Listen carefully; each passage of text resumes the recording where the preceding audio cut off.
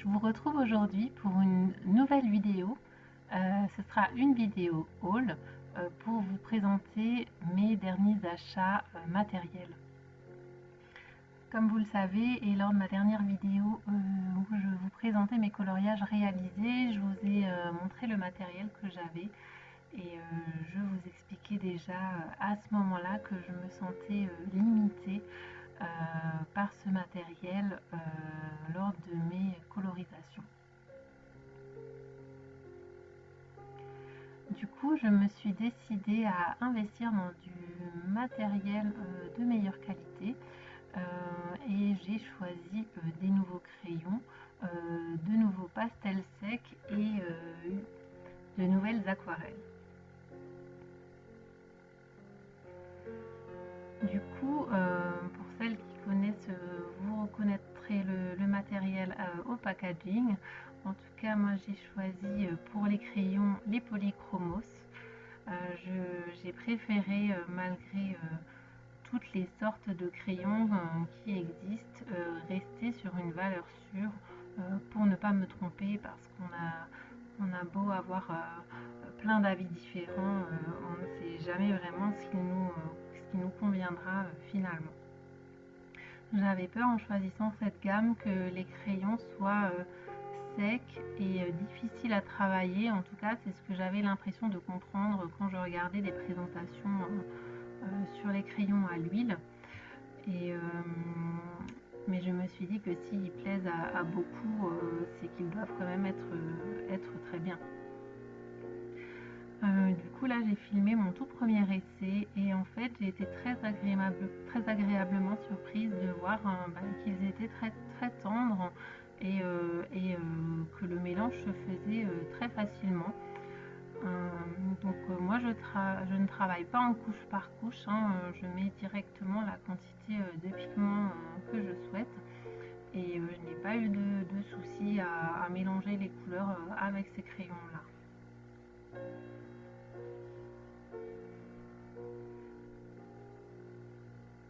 Ils sont de très bonne qualité, ça change des Prismacolor qui sont beaucoup plus durs et résistants. Par contre, la numérotation dorée dessus est assez difficile à lire en fonction de l'éclairage.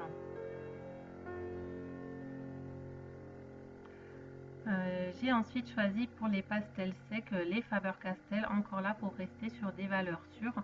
Mais là j'ai été un petit peu plus déçue parce que c'est vrai que je pense que je cherchais des pastels un peu plus doux et tendres que les actions que j'avais et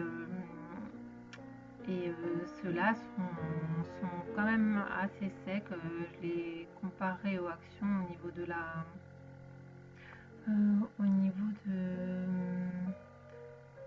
de la dureté. Par contre, tout ce qui était pastel plus tendre sont plus réservés à des artistes en pastel et du coup les prix sont vraiment beaucoup plus élevés. Et je me suis dit que pour l'utilisation que j'en avais, c'est-à-dire faire des fonds dans des coloriages, je me suis dit voilà que je n'allais pas investir autant pour cette utilité-là. Donc je me contenterai de ces pastels là. Ce que je voulais surtout c'était avoir une gamme très large au niveau des couleurs, et puis là on a vraiment tout ce qu'il faut. Et puis voilà, ça ne me change pas dans l'utilisation que j'avais déjà avant des pastels. Après je vous avoue que depuis que j'ai testé l'aquarelle dans les fonds, j'ai tendance à préférer maintenant l'aquarelle au pastel sec parce que bien sûr le résultat est plus intense et je trouve ça plus intéressant. C'est aussi beaucoup plus rapide et je trouve que la diversité des fonds que l'on peut faire est meilleure avec les aquarelles. Maintenant, je tenais quand même à avoir une boîte de pastels secs dans l'optique de mettre en couleur les fonds de mes livres de coloriage qui ne supportent pas l'aquarelle. Je vous avoue que pour l'instant, dans les tests que j'ai faits, je n'ai pas eu de soucis au niveau de l'aquarelle et du papier de mes livres. Mais c'est vrai que je mets très peu d'eau quand je le fais. Alors pour l'instant, ces nouveaux pastels secs, je les ai pas encore utilisés dans un fond. Mais par contre, le reste du matériel, je m'en suis... je l'ai déjà utilisé entre-temps après avoir filmé cette vidéo. Donc j'utilise les pastels secs toujours avec du coton, voire des cotons-tiges pour faire les détails, mais c'est vrai que voilà, je ne les gratte pas pour faire tomber les pigments. En fait, j'ai l'impression que je vais toujours un peu au plus rapide.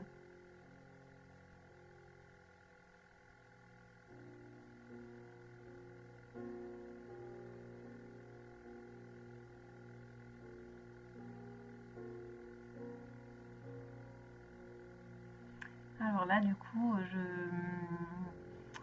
vais changer de papier pour faire mes tests d'aquarelle.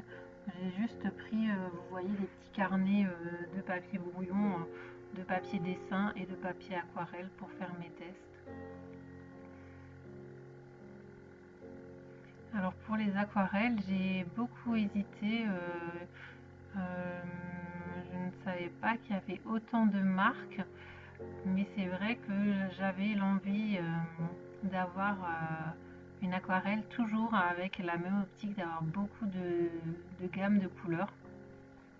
Et donc du coup j'ai hésité entre la Van Gogh et la Winsor & Newton, qui avait je crois le même nombre de demi-godets.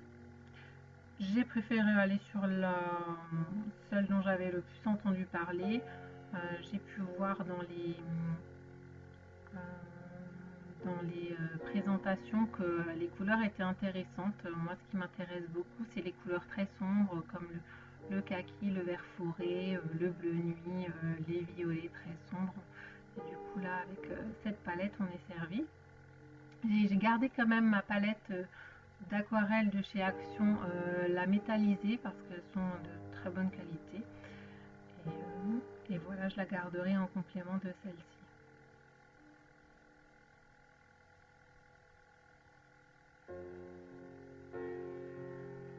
Alors j'ai été très surprise lors du test parce que j'ai l'habitude de devoir vraiment gratter énormément la couleur pour pouvoir avoir du pigment, alors que là j'ai à peine effleuré le godet et oh mon dieu, j'en avais beaucoup trop.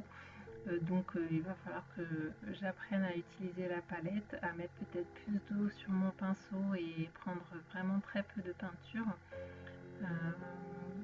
pour que ça puisse donner quelque chose de plus léger.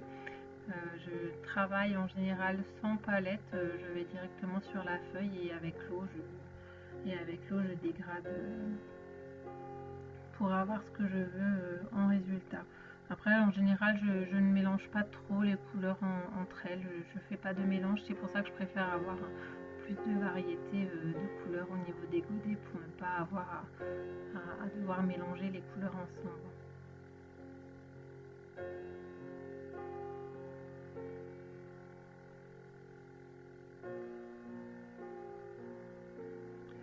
Voilà, du coup, je suis partie avec ce matériel pour plein de nouveaux colos. Je ne savais pas trop quoi faire du matériel Action que j'avais. C'est pas vraiment un matériel qu'on peut revendre vu qu'il est très peu cher. Du coup, je voulais soit le donner, mais je ne connais pas vraiment de personnes qui utilise, enfin qui fait du dessin. Du coup, je me suis dit que j'allais les garder et les mettre à disposition de mes neveux et nièces quand ils voudront venir patouiller. Voilà, du coup, je vous ai mis une petite vidéo de ma nièce qui est venue et qui s'est amusée à faire des mélanges de couleurs et après à faire quelques dessins avec le matériel que je n'utiliserai plus, les pastels, les aquarelles et les encres. Voilà, une future petite artiste. En tout cas, j'espère que cette vidéo vous aura plu. Je vous souhaite encore une bonne semaine et vous invite à regarder mes autres vidéos si ça vous intéresse. À bientôt!